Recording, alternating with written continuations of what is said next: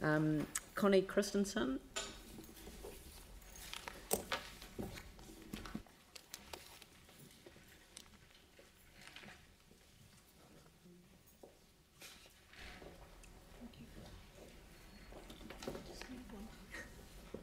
Welcome. Thank you. Good afternoon, everyone.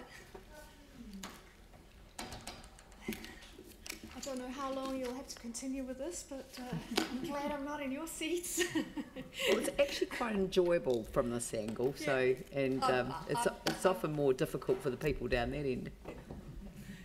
I've been watching some of it streaming, so thank you very much for putting it up on streaming. It's quite good, and also if people want to go back and listen to something from yesterday, for example, it's very, very good that it's up there. Yeah.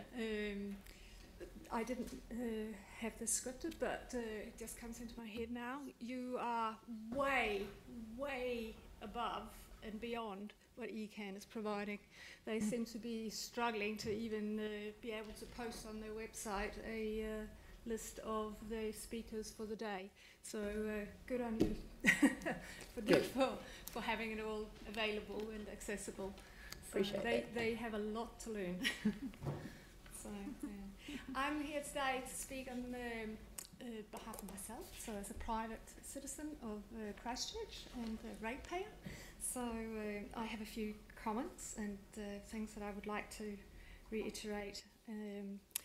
First of all, I would say with the long-term plan, when looking at the whole thing, I'm not quite sure how all the money is divvied out, but it comes across to me sometimes that it is just divvied out a little bit instead of actually having a big overview, and you might not appreciate me saying this because I know that there's probably a lot of work going on in the background and I only know a little bit of it, but I'm just dismayed when I see things like water and piping.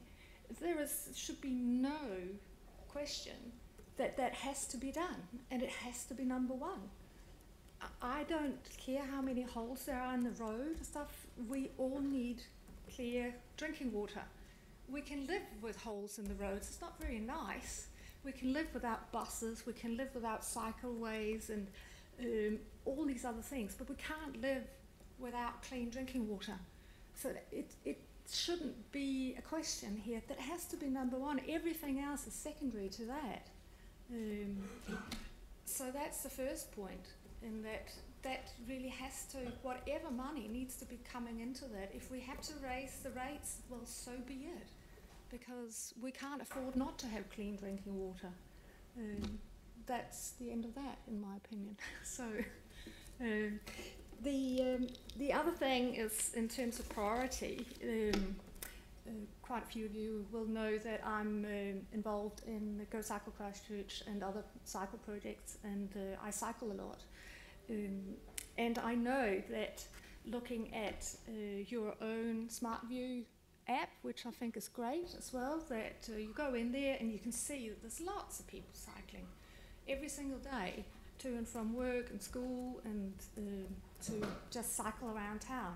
And of course the counters are only really capturing a small proportion of the amount of cycling that is really going on.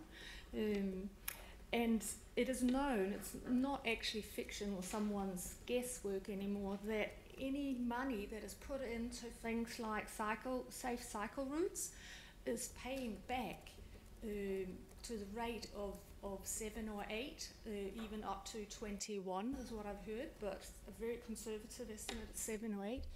I don't think you will find, maybe the water, you'll find that there is a rate of return that is greater than that. But otherwise, I would like to know if any of you can name any other investment that you do that has that kind of rate of return. So again, if you're looking to save money, this is a long-term plan. If you're looking to save money, put some money in cycleways and get people on bikes. There's a lot of people still waiting in the wings to actually find that they can cycle and that they find it safe to cycle from A to B, to school. I don't know how many tens of thousands of people deliver their kids to school. All those trips in cars could be avoided vast majority of them, if kids could cycle to school, and they want to cycle to school. So if you're looking for money to build roads or build sports facilities, well, then invest in some cycling. In 5 years, 10 years down the line, you'll have plenty of money to spend for all this other stuff. So yeah, long-term plan, you need to look long-term in what the rate of return is for the investments you do. So yeah, the other thing in terms of transport, which is really one of the major things for me, is I just don't get why you would even think of putting any money into widening and enabling more cars going down Cranford Street, for example. Where are these cars going to go? If they're just going through town, they should really be on QE2 Road. I think that's what the ring road was built for. So I don't get this. They're talking about 50,000 cars going down Cranford Street. Where are they going to park? Are you going to build, I don't know, 50 new, 30, 50, 40 new car parking buildings, paying $32,000 for each single car park, I think is the rate for a car park in the CBD. It just makes no sense at all. Bring in some proper bus routes. I know that you are not in charge of those, but then work with ECAN on that. At some point, hopefully, you will actually be doing the bus routes in Christchurch. That's what I would like to see anyway. So I think that's the main things is really around the transport bits for me. So yeah. Thank you. Thank you very much, and much appreciated. And it's great when people just basically come in and speak their mind, and it's very healthy. Thank you. Thanks.